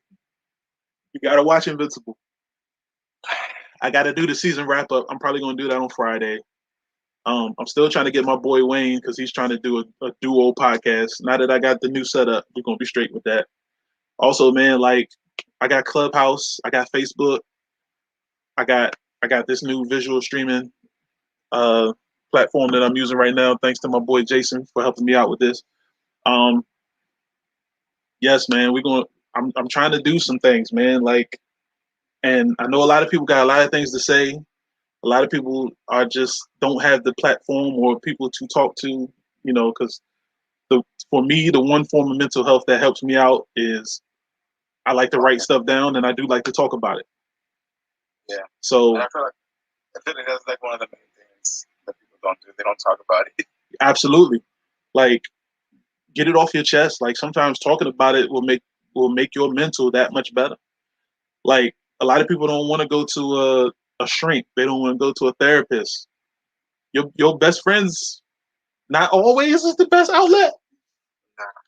But I'm here, man. Like we could talk about it. Like my boy Demetrius was talking about his past, man. You know what I'm saying? And I bless him every day. We talked a few weeks ago about his cousin. You know, ever since his mom passed, he hasn't been the same person. You know what I mean? Like he doesn't have another outlet to speak with.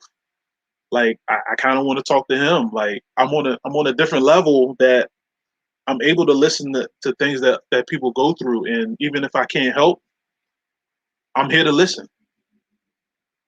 Like it's people that just don't want to listen to your problems.